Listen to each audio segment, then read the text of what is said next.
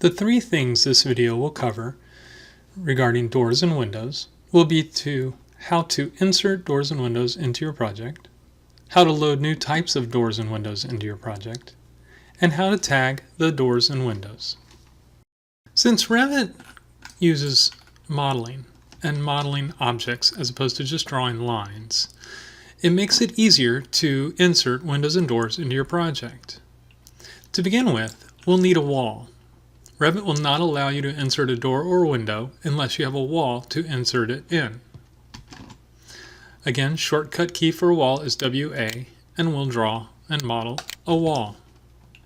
Now that we have this wall, we can insert doors and windows along its boundary. The door or the window will automatically cut a void in the correct spot to allow the door and the window to be placed.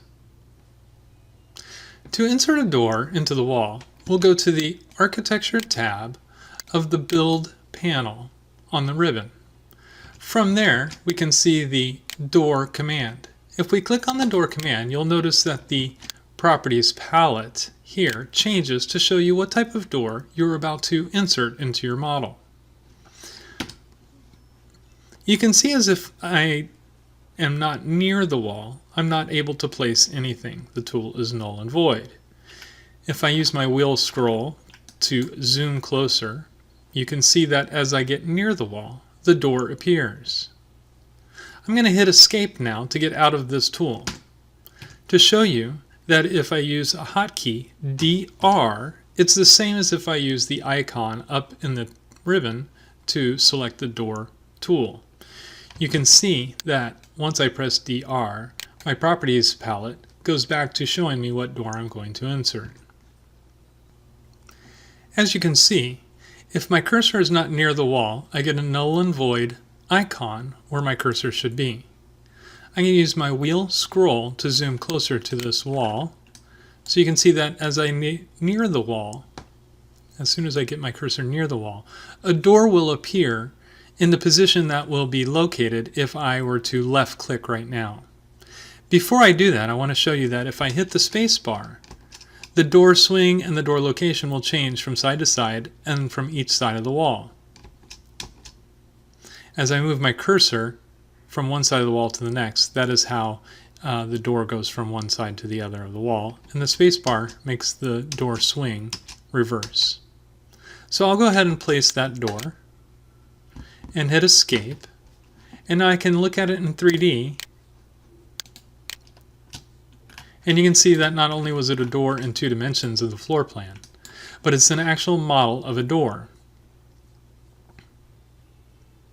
Now, because Revit is a modeling program and not just a drafting tool in 2 dimensions, you can input doors into your model from any view. So we can be in a 3D view, type in our DR hotkey, and go ahead and insert more doors. In addition, the information that is associated with each door includes the dimension. This is a 3.0, it's 3 feet wide, and a 7.0, 84 inches tall door with no windows in it. It is a single flush door. If I highlight that, I can see that under the door type in the Properties palette. Not only can I see the information about this door, but I can change it. I can change it under the door type of single flush to a different size. For instance, a 30-inch instead of 36 inch and an 80-inch instead of 84-inch. You can see how it got smaller. Windows are the same way as in relation to modeling them and inserting them into the model. Again, we'll go to the Architecture tab, Build panel, and select our window icon. Likewise, we can type in WN for window. You can see again the Properties palette has changed for a window, in this case a fixed 36 by 48 inch fixed window. And as we get near a wall, we can insert that window wherever we want. We can also go to our floor plan and insert windows here.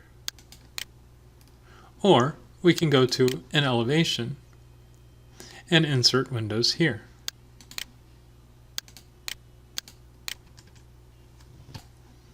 And similarly, like the doors, we can highlight the window and change the type or size of the window. You can see how it got smaller. Now, by default, Revit came with more than just a fixed window type. If I highlight the window and go to the type of window in the Properties palette, I can click on the drop-down menu and pick other types of windows that have been loaded into this project and change that fixed window to one of the other types. For instance, a double hung window that's 24 inches by 42 inches. If I zoom in, you can see how this is a double hung window now versus a fixed window here. Not only does the Properties palette for each window or door include information about the type of windows, but it includes other information as well. For instance, as you can see, these windows are not all aligned vertically. We can select all the windows and change the head height to something to where they will all be the same. For instance, 9 feet. And they all align at 9 feet with the head. We can do this one as well. And you can see that it doesn't matter what size the window is, but now all of the tops of the windows are aligned. But what if you wanted to take a look at, what if you wanted to insert a door that Revit did not already have loaded? For instance, if we wanted a door that had a glass window in it, how would we do that? Well, now let's take a look at how to load new types of doors or windows into your project. Again, it starts with the Door tool that you can find in the ribbon or by typing DR.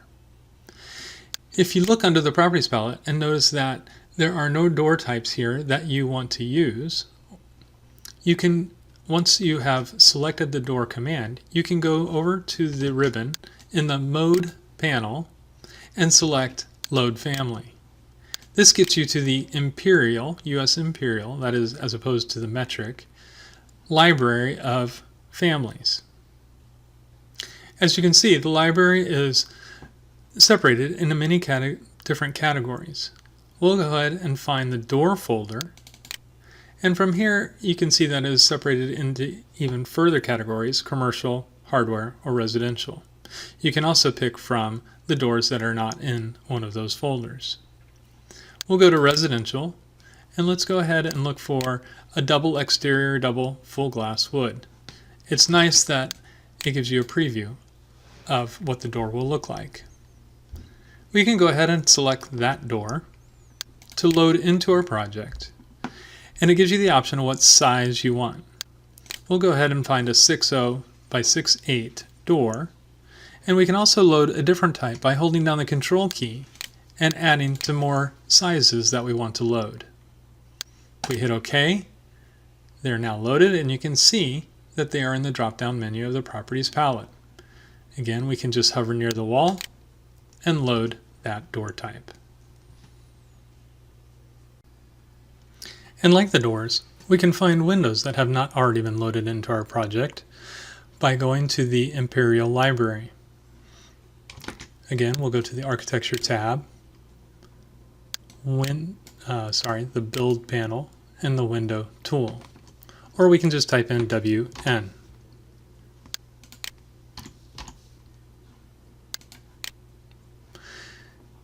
To load a different type of window that's not already here, we can go to Load Family. We'll go to the US Imperial folder, and we'll need to scroll down to the Window folder. And here we can pick from many that have already been loaded, not loaded, but that come with Revit. By selecting them, we will load them into the Revit project. We'll pick an arch type, arch top with trim window. And you can see there it is. If it's not the right size, you can highlight it, go back to the drop-down menu, and pick the right size. What do you do if you want to add a window or door that is neither in the default Revit drop-down menu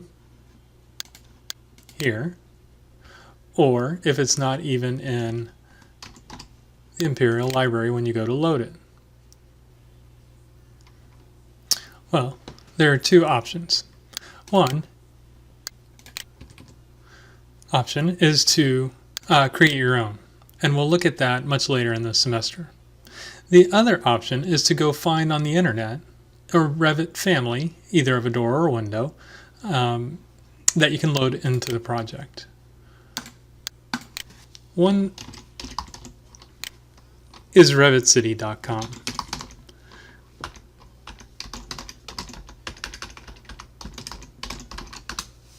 You have to register for this website, but it is free.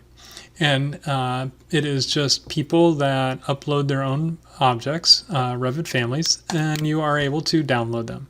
Please be careful, however, some of them do not work or they don't work so well, but I've had really good success from this website. You can just search. Let's say we want to search a window that is, I don't know, an awning. Oh, we can just say window awning and see what we come up with. And so these are families, Revit families, that people have created and uploaded to RevitCity.com, and you can download them. You can log in, download it, put the family on your computer, and then load it into your Revit project. And it works fairly well.